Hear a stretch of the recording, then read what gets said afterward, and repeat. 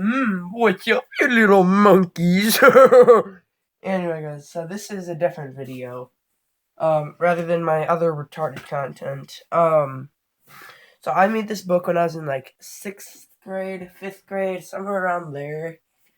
And since it was, I think it's Pokemon's 25th anniversary, and since it's New Year, I decided to review my old Pokemon book. This is when I was crazily,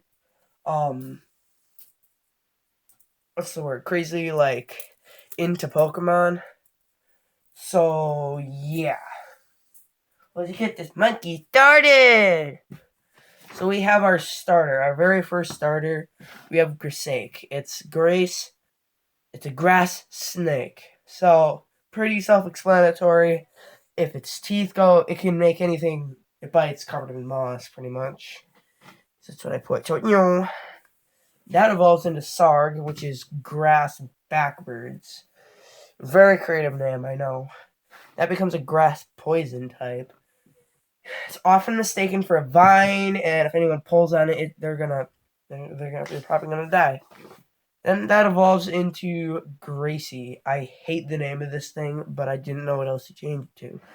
And then it becomes a grass dragon. This is one of the Pokemon where the type is all over the place. That doesn't happen normally on any of the other ones. It's just specifically the first Pokemon in the book. So then we get the fire starter, which is Fadal. It's just a guy with fire in his head. We have Fimepian, a fire champion.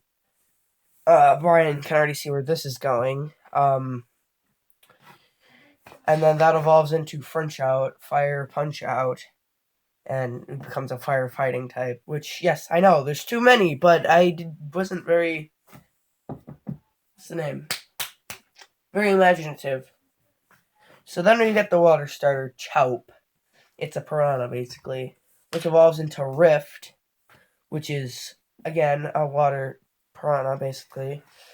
Then it becomes a water dark type with Destruct Arc, and it uses its tail as a hammer to destroy things, like, just whack them. That's why it's called Destruct Arc, because it's a destructive shark with a very weird tail.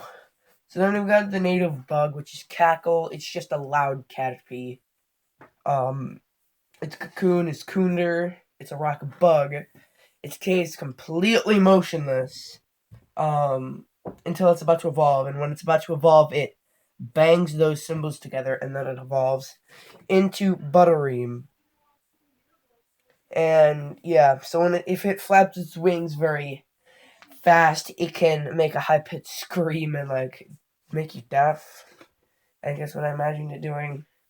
Then we've got Wigs, a cute little fire dark type. If the flame goes out on its tail, it dies, similar to Charmander. That evolves into Dragzer, which is Dragon Fire.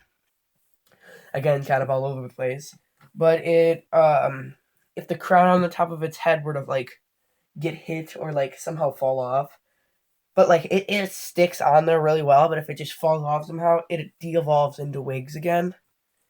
So, and we've got Electric. It's electric type. It shoots, its ears can shoot, eject into the sky, causing severe thunderstorms. That evolves into L's, which it shoots things off, and it can fire 4,000 volts of electricity at a time, because both of them fire 2,000 volts. We have Spiretric, the evolved form of the entire line. Ghost Electric, and it's similar to Rotom, how it sneaks into things and makes them go crazy. Brian would know. We've got Turkle, the grass rock type. And they always look different. So this is the only Turkle that looks like this.